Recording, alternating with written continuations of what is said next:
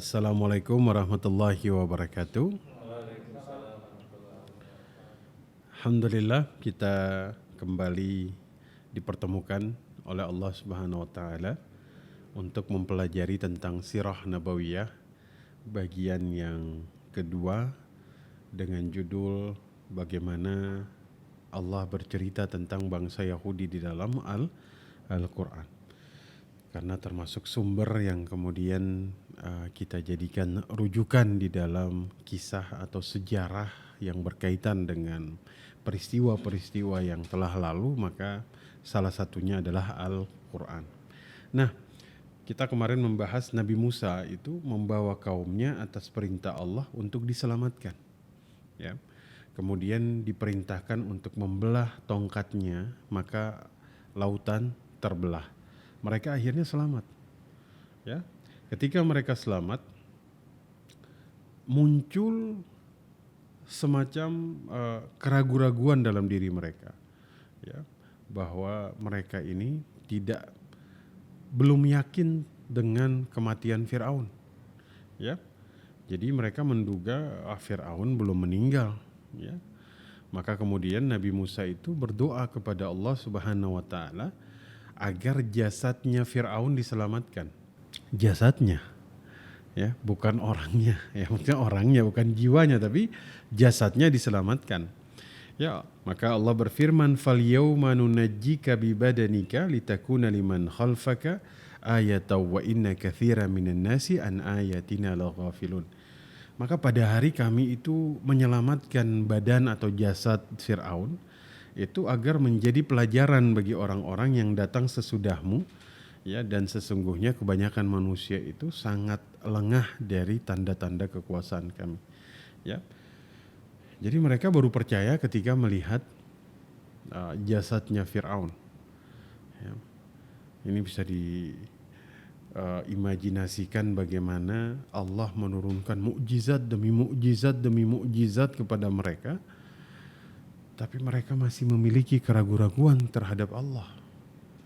Baru saja diselamatkan dari Laut Merah, menyaksikan sesuatu tuh yang tidak terjadi pada umat manapun di atas muka bumi.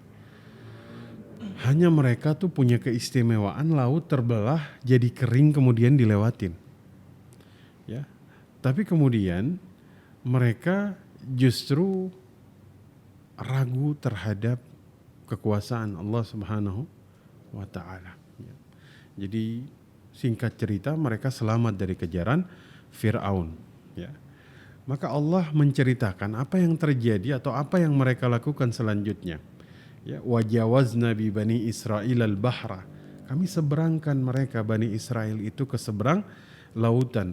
Fa'atau ala qaumi ya'kufuna ala asnamin lahum qalu ya Musa ij'al lana ilahan kama lahum ilahatun qala innakum qaumun tajhalun. Sudah diselamatkan Allah, ya. Mereka itu sampai kepada suatu kaum yang menyembah berhala. Mereka katakan kepada Musa, ya Musa ij'al lana ilahan kama lahum ilahatun. Ya. Wahai Musa, buatkan kepada kami sebuah berhala, ya, yang bisa kami sembah sebagaimana mereka. Ya, Nabi Musa kemudian menjawab, kalian ini adalah kaum yang tidak mengetahui. Masya Allah.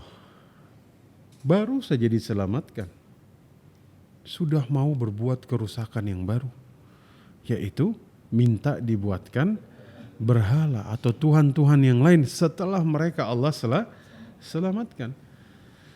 Nabi Musa tuh kemudian berdialog dengan mereka, ya, semacam memberikan sebuah pertanyaan yang bisa membuat mereka tuh berpikir, yang Allah lagi-lagi abadikan di dalam Al-Quran surat Al-A'raf ayat yang ke-140. Nabi Musa mengatakan, qala aghairallaha abghikum ilahan wa huwa faddalakum 'alal alamin. Patutkah aku mencari Tuhan untuk kalian selain Allah, padahal Allah melebihkan kalian dari segala umat. Ini kan seakan-akan sebuah permintaan yang tidak patut setelah Allah itu faddalakum alal alamin, setelah Allah lebihkan kalian. ya kan? Bisa melihat mukjizat yang nyata. Allah kirimkan tofan, punya orang Mesir rusak, mereka nggak rusak. Ya, tanaman dimakan belalang, yang lain dimakan, mereka nggak dimakan. Ya kan, artinya tuh mukjizat demi mukjizat pada saat itu tidak kemudian membuat mereka ini semakin yakin dengan kebesaran Allah. Nah, ini lagi-lagi kita menemukan satu karakter yang Allah katakan di dalam Al-Quran. Ya, membunuh para nabi dulu pertemuan pertama, suka membangkang perintah, ya kan, keras kepala. Nah, ini keras kepalanya mereka, ya, luar biasa sekali. Ya, padahal baru saja Allah perlihatkan mukjizat yang begitu besar, yang begitu banyak, sudah minta dibuatkan berhala. Ya, ini kan sebuah hal yang kemudian memang kata ulama rusaknya akidah mereka. Ya, kenapa? Karena memang bertahun-tahun tuh mereka ditindas oleh bangsa Mesir. Ya, mereka tuh berinteraksi dengan bangsa Mesir yang memang pada saat itu paganisme begitu ya. Mereka memang berinteraksi ya, atau akidah bangsa Mesir pada saat itu ya, maksudnya tuh sangat kemudian mayoritas itu adalah sesuatu yang sangat musyrik kepada Allah Subhanahu wa ta'ala ya. Jadi mereka melihat ritual-ritual ibadahnya bangsa Mesir dan ini cukup kemudian merusak mereka dari sisi tauhid mereka ya. Nah, singkat cerita, akhirnya Nabi Musa membawa mereka ke Baitul Maqdis ya, tempat dulu Nabi Yakub alaihi salam dengan 4 orang istri dan 12 orang anak awal mula mereka membangun peradaban dulu ya. Nah, kembalilah ke sana, ke kampung nenek moyang mereka yaitu Yakub alaihi salam. Tapi di Baitul Maqdis pada saat itu sudah ditempati oleh satu kaum yang kemudian memang di dalam sejarah dikatakan kaum yang sangat kuat, kaum yang sangat perkasa pada saat itu ya. Jadi Nabi Musa memerintahkan mereka untuk berjihad melawan kaum yang telah mendiami Baitul Maqdis. Ya, Allah berfirman dalam Al-Quran surat Al-Ma'idah, wa idh qala Musa liqaumihi, ketika Nabi Musa berkata kepada kaumnya, ya qaumi dzkuru ni'matallahi 'alaikum idh ja'ala fikum anbiya'a wa ja'alakum mulukan wa atakum ma lam yu'ti ahadan minal alamin. Nabi Musa bilang kepada mereka, ingatlah nikmat Allah atas kalian. Ketika Allah mengangkat nabi dari antara kalian, dijadikan kalian orang-orang yang merdeka, maksudnya setelah diselamatkan dari Fir'aun, dan diberikan kepada kalian sesuatu yang belum pernah diberikan kepada yang lain. Jadi sebelum memerintahkan mereka untuk berjihad melawan kaum yang sangat kuat di Baitul Maqdis, Nabi Musa ini ngingetin dulu, ya, ingetin dulu mereka tentang nikmat Allah supaya agar kemudian mereka ingat nikmat Allah, kemudian patuh terhadap perintah Allah. Tapi apa jawaban mereka? Ya. Maka kemudian dikatakan, ya qaumi dkhulul ardal muqaddasah allati kataballahu lakum wala tartaddu ala adbarikum fatanqalibu khasirin. Masuklah ke tanah suci ya, yang telah Allah tentukan bagi kalian, jangan lari ke belakang karena takut. Kalau kalian lari ke belakang, kalian termasuk orang-orang yang merugi. Ya. Kalau kita lihat jawaban dari bangsa Yahudi ketika diperintahkan oleh Allah untuk masuk ke Baitul Maqdis melawan bangsa yang sangat kuat, apa kata mereka? Qalu ya Musa, inna fiha qauman jabbarin. Mereka bilang, wahai Musa, sesungguhnya di negeri itu ada orang-orang yang gagah perkasa, jabbarin. Ya. Wa inna lan nadkhulaha hatta yakhruju minha fa in yakhruju minha fa inna dakhilun. Masya Allah, mereka bilang apa? Kami nggak mau masuk sampai mereka keluar, baru kami masuk. Ya, ini kan penolakan untuk kemudian melawan perintah Allah. Ya, bahkan ya ada 2 orang yang pada saat itu takut kemudian membangkang perintah Allah. Mereka mengatakan, qala rajulani minal ladzina yakhafuna an'amallah. Ada 2 orang yang takut terhadap nikmat Allah yang sudah Allah berikan kepada mereka. Ya, alaihima. Apa kata mereka? Udkhulu alaihimul baba fa idza dakhaltumuhu fa innakum ghalibun wa 'alallah falyatawakkalu in kuntum mu'minin. Ya, maksudnya masuklah, ya, lawan mereka lewat gerbang kota tersebut. Maka bila kalian masuk, kalian akan menang. Ya, maksudnya kalian bertawakal kepada Allah jika kalian benar-benar orang yang beriman. Ya, maka kemudian memang kata para ulama yang menasihati itu pada saat itu namanya Yusya bin Nun. Ini salah seorang nabi juga. Ya, Yusya bin Nun yang nanti menemani Nabi Musa ketika bertemu Nabi Khidir. Ya, ketika ikannya itu kemudian lompat, nah itu yang nanti menemani. Ya. Nah kemudian apa jawaban mereka terhadap nasihat Yusya bin Nun yang Allah firmankan dalam Al-Quran? Mereka bilang begini, qalu ya Musa inna lan nadkhuluha abadan, kami selama-lamanya gak akan masuk.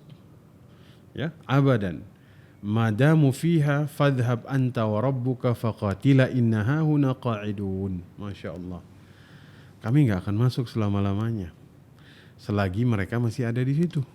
Ya, pergilah kamu bersama Tuhanmu, berperanglah kalian berdua, ya, kami akan menanti di sini saja. Masya Allah, bukan hanya Nabi yang diperintahkan, Allah diperintah sama mereka. Ya, pergilah kamu dan Tuhanmu, kalian berdua yang perang dengan mereka. Kami di sini saja, duduk saja, menanti di sini. Masya Allah, ya, ini kan bisa luar biasa membangkangnya mereka pada saat itu kepada Nabi Musa alaihi salam. Ya, bayangkan Nabi Musa masih berada di tengah mereka, pembangkangnya seperti apa? Apalagi Nabi Musa sudah tidak ada lagi sekarang. Ya kan? Allah dan Nabi Musa disuruh untuk berperang. Ya, maka kemudian Nabi Musa itu saking kesalnya kepada mereka, ya, dalam surat Al-Maidah, ya, Allah berfirman, qala rabbi inni la amliku illa nafsi wa akhi. Ya, ya Allah, aku tidak menguasai kecuali diriku sendiri dan saudaraku Harun. Ya, maksudnya tidak bisa menguasai mereka. Ya, pembangkangnya luar biasa. Fafruq bainana wa bainal qaumil fasiqin. Ya, sampai minta pisahkanlah antara kami dengan orang-orang fasik itu. Ya, Nabi Musa saja mengatakan mereka sebagai orang-orang fasik. Ya, maka kemudian Allah berfirman, qala fa innaha muharramatun alaihim arba'ina sanatan. Ya, yatihuna fil ardi fala ta'sa 'alal qaumil fasiqin. Maka Allah berfirman, maka negeri itu diharamkan atas mereka selama 40 tahun. Ya, selama itu mereka tuh akan berputar-putar kebingungan di atas muka bumi. Ya, jangan kamu bersedih memikirkan keadaan orang-orang fasik tersebut. Ya, ini sebuah hal yang sangat luar biasa. Ya, memang ini adalah sebuah hal yang kemudian menggambarkan lagi-lagi sudah diselamatin masih ragu, Fir'aun masih hidup gak sih? Akhirnya Nabi Musa berdoa, Allah akhirnya menyelamatkan jasadnya. Sudah diselamatkan, melihat orang lain menyembah berhala, ya Musa ij'al lana, jadikan kami berhala yang kemudian bisa kami sembah. Nabi Musa bilang gak pantas. Ya, sampai di Baitul Maqdis disuruh masuk menolak, disuruh jihad oleh Allah menolak. Bahkan memerintahkan Nabi Musa dan Allah yang kemudian berjihad. Kami di sini saja. Maka kemudian Allah katakan diharamkan mereka tuh 40 tahun. Sehingga mereka tuh kebingungan di atas muka bumi. Tersesat Nabi Musa bersama kaumnya. Ya, maka ini luar biasa sekali. Ya,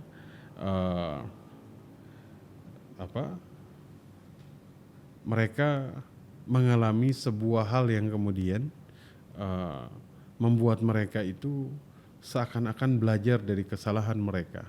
Ya, tapi Masya Allah, di tengah ketersesatan mereka, ya, Allah tuh masih kemudian memberikan mukjizat kepada mereka.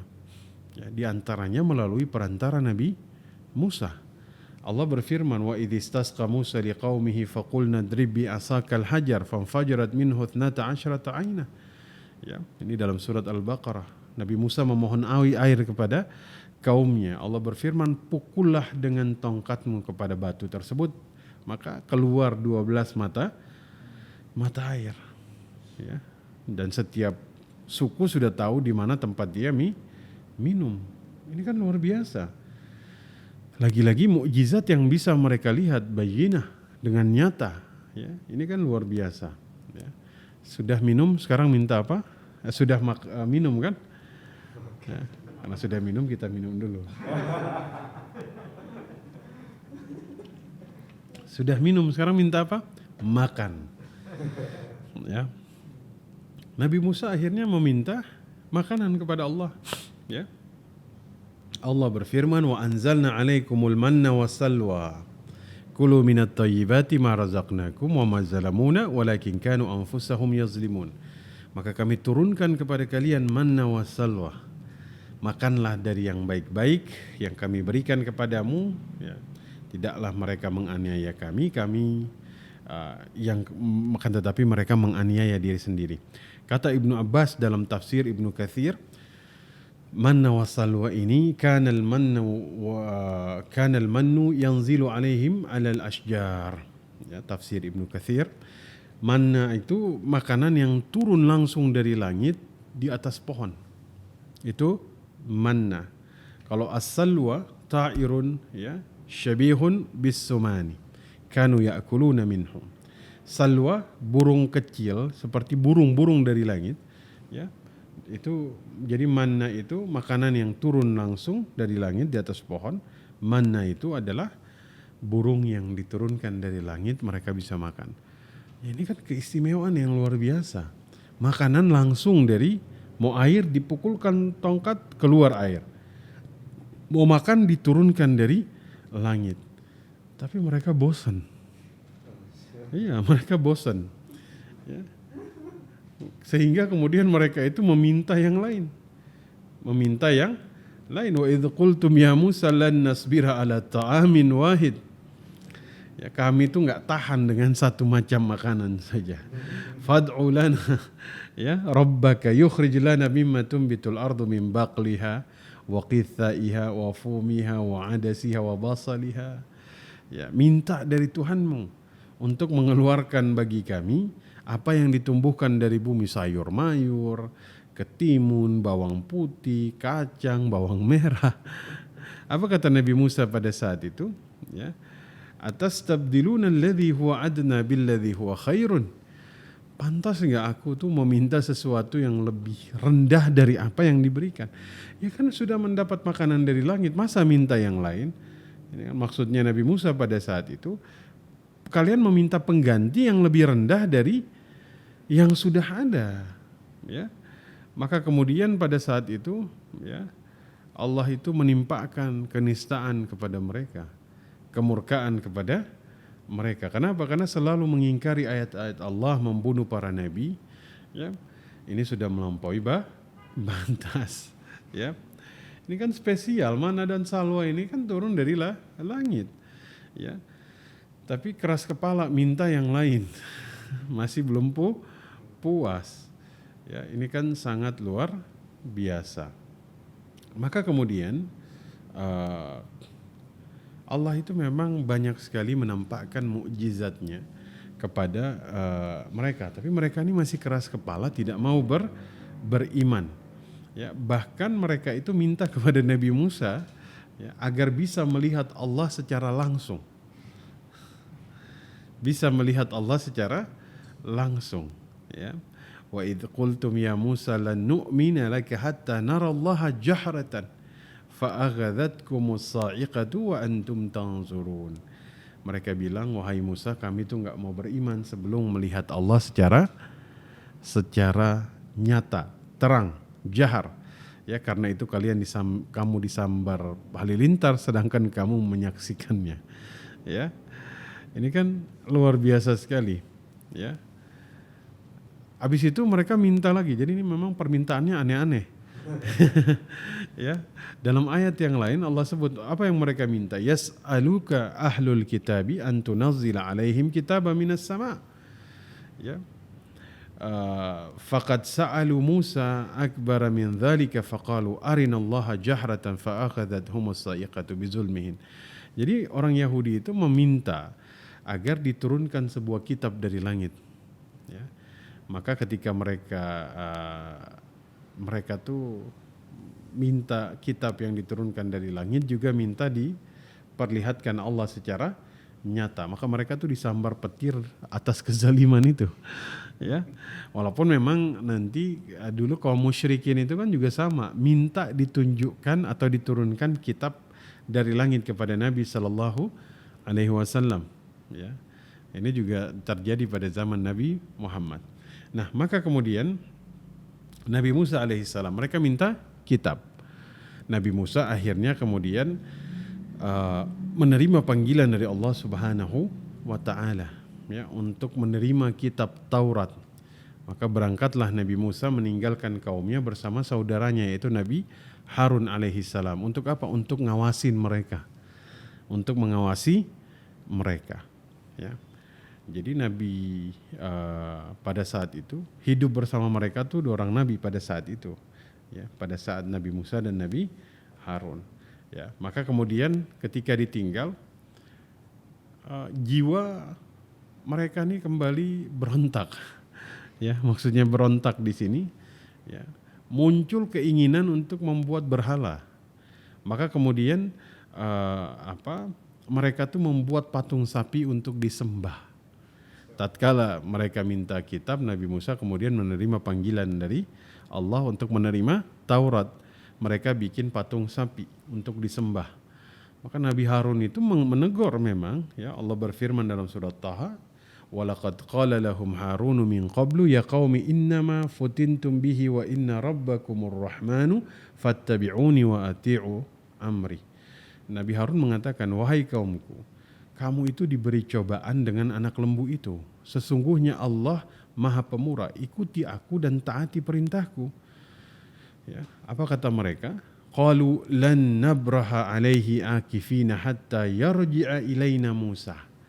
Kami akan tetap menyembah patung anak lembu ini sampai Musa kembali kepada kami. Allah, keras kepalanya luar biasa. Ini Masya Allah. Ya. Nabi Musa akhirnya kembali bawa Taurat. Ya. Sudah beliau pergi menerima Taurat, kembali menyaksikan kemaksiatan dan kemungkaran yang terjadi. Ya. Apa yang mereka lakukan? Menyembah anak lembu.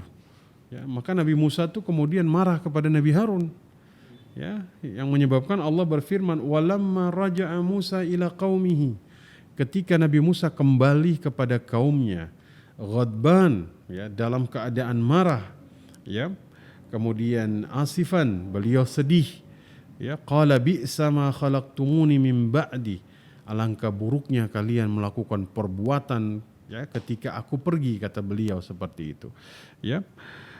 Ajiltum amri rabbikum wa alqal alwaha wa akhadha bi ra'si akhih.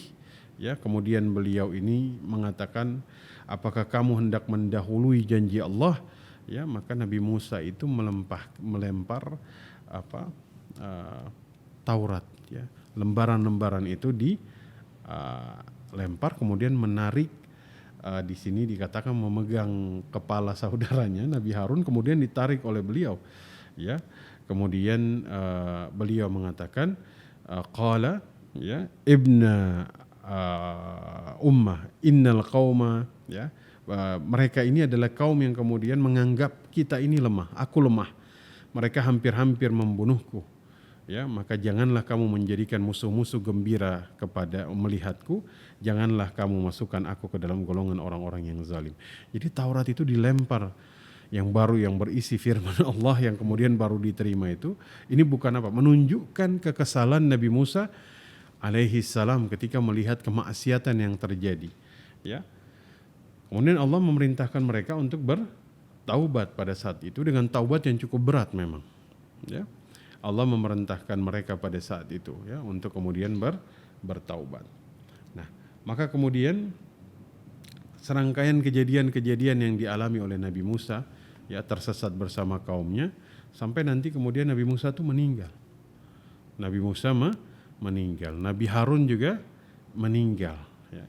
Maka kemudian barulah mereka pada saat itu masuk ke Baitul Maqdis, ya. bersama Yusha bin Nun, ya. Nah, nanti Yusha bin Nun ini menjadi nabi pengganti Nabi Musa alaihi salam yang tadi kita sebutkan. Yusha bin Nun adalah pelayan Nabi Musa yang menemani beliau untuk bersafar mencari Nabi Khidir. Ya, dikisahkan bahwasanya pada saat itu beliaulah yang menemani Nabi Musa alaihi salam ya untuk bertemu Nabi Khidir, ya. Maka kemudian Yusha bin Nun ini masuk ke Baitul Maqdis dan melakukan peperangan, ya. Maka salah satu keistimewaannya termasuk nabi yang Allah kemudian berikan karunia dengan memberhentikan matahari. Itu bisa diberhentikan agar bisa menguasai Baitul Maqdis.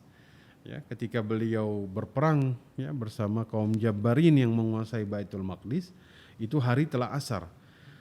Sebentar lagi malam ya, sedangkan kode etik kode etik peperangan pada saat itu nggak boleh perang pada waktu malam.